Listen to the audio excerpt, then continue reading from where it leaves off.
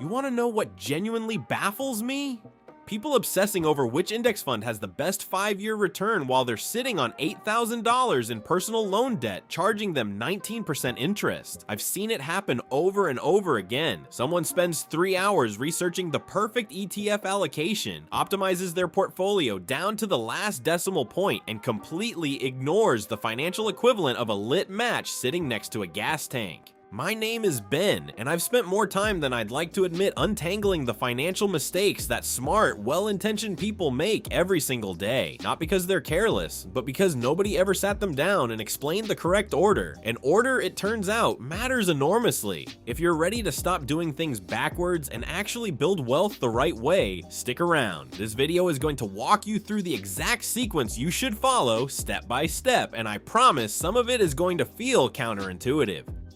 Before we get into the steps, let me explain why sequence is so critical here, because most financial content skips this entirely. Think of your personal finances like plumbing. You can install the most expensive fixtures in the world, but if the pipes underneath are leaking, none of it matters. Every dollar that leaks out through high interest debt or unnecessary taxes is a dollar that will never compound for you. And compounding, as you probably know, is the only real magic in personal finance. Here's a number that should bother you. A 2024 survey found that nearly 40% of Americans would struggle to cover an unexpected $400 expense without borrowing money or selling something. At the same time, brokerage apps are reporting record numbers of new retail investors. People are opening investment accounts while having essentially zero financial cushion underneath them. That's not investing, that's gambling with extra steps. The good news is there's a logical, proven sequence that maximizes what your money does for you at every stage. Let's go through it. Step 1. Emergency fund. The first thing you need before anything else is a cash buffer. I know, not exciting. Nobody made a YouTube channel about building an emergency fund. But here's what this buffer actually does. It protects every other financial decision you make. Without it, one bad month, a car repair, a medical bill, a surprise home expense, forces you to either go into debt or liquidate investments, probably at the worst possible time. You end up selling low, paying interest, and losing months of progress in a single week. Start with a target of $1,500. That handles the vast majority of genuine financial emergencies without requiring you to touch anything else. Once you hit that, build toward 3 months of essential expenses: rent, food, utilities, minimum debt payments. If your income is variable or your job security is uncertain, stretch that to 6 months. Keep this money somewhere boring and accessible. A high-yield savings account is fine. The goal here isn't return, it's availability. This is your financial shock absorber, and the one time you actually need it, you will be extremely glad it exists. Step 2. High-interest debt. With your buffer in place, the next priority is eliminating high-interest debt. I define high interest as anything above roughly 7 or 8% annually, though in the current rate environment that threshold may be even lower. Here's the logic, and it's airtight. If you're paying 20% interest on a credit card balance, paying that balance down gives you a guaranteed 20% return on every dollar you apply to it. There is no legal investment that guarantees you 20% annually, not index funds, not real estate, not anything. Paying off high interest debt is mathematically one of the best investments you can make. Use the avalanche method. List every debt by interest rate, pay minimums on all of them, and throw every spare dollar at the highest rate balance first. When that one's gone, roll those payments into the next one. It's not complicated, but it requires discipline, and the payoff is enormous. Step 3. Employer match. Here's the one exception to the eliminate debt first rule, and it's important enough to be its own step. If your employer offers a retirement contribution match, you should capture every single dollar of it, even if you still have high interest debt. The reason is straightforward. An employer match is an immediate 50% to 100% return on your contribution, depending on your company's policy. Nothing else in the investment world offers a guaranteed return like that. Even paying off debt at 20% interest doesn't beat a 100% immediate return. A concrete example: if your employer matches 100% of contributions up to 4% of your salary and you earn $60,000, contributing $2,400 gets you another $2,400 from your employer instantly. That's a 100% return before your investments earn a single cent. Ignoring that because you're focused on debt payoff is simply leaving money on the table. Contribute just enough to capture the full match, not $1 more for now, then redirect everything else toward debt. Once the debt is cleared, you'll revisit your contribution rate. Step 4. Max your IRA.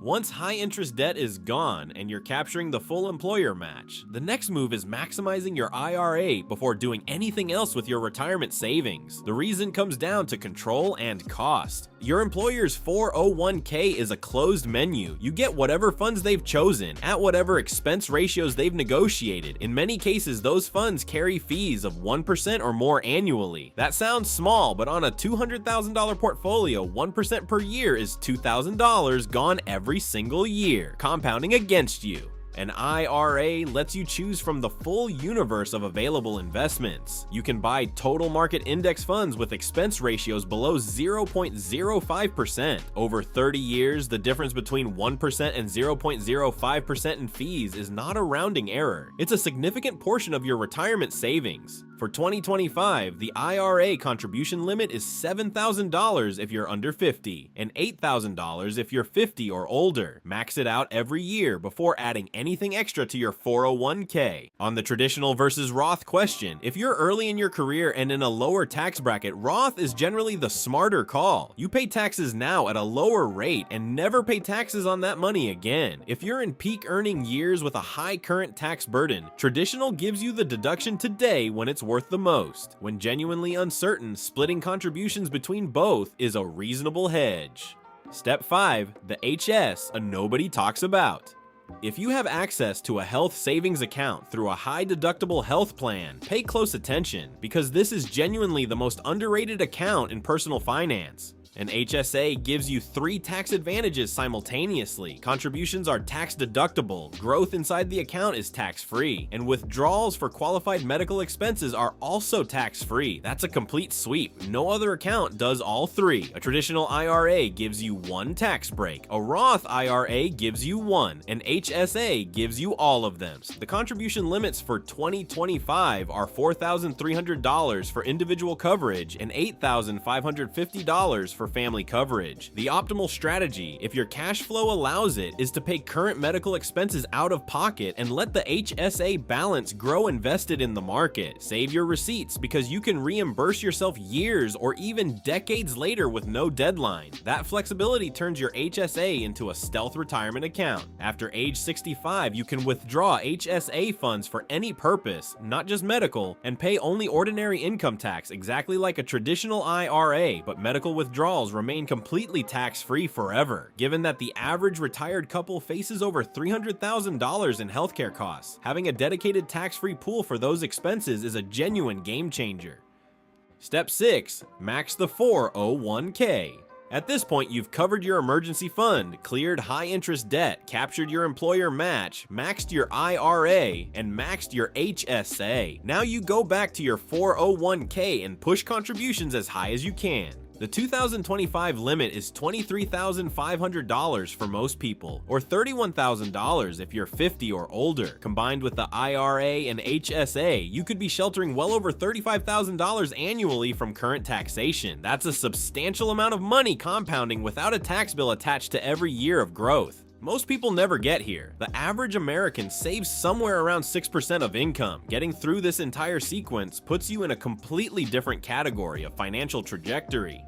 Step 7. Taxable accounts. Only after you've worked through every step above does it make sense to open or heavily fund a taxable brokerage account, and there are real reasons to eventually do so. Taxable accounts have no contribution limits, no withdrawal restrictions, and full flexibility. They're essential if you want to retire before 59 and a half, since retirement accounts lock you out until then without penalties. They're also valuable for medium-term goals like buying property in 5 to 10 years. The trade-off is taxes on dividends, interest, and realized gains. That drag is real and meaningful over long-time horizons, which is exactly why taxable accounts come last rather than first. So there it is: emergency fund, high interest debt, employer match, IRA, HSA, max the 401k, then and only then taxable accounts. This isn't a flashy strategy. It won't go viral on social media. Nobody's making memes about maxing their HSA, but this sequence, followed consistently, is how ordinary incomes become extraordinary outcomes over time. The math doesn't lie, and it doesn't care how exciting your investment thesis is. Do the boring stuff first. Your future self is counting on it. Aproximadamente 1410 palabras.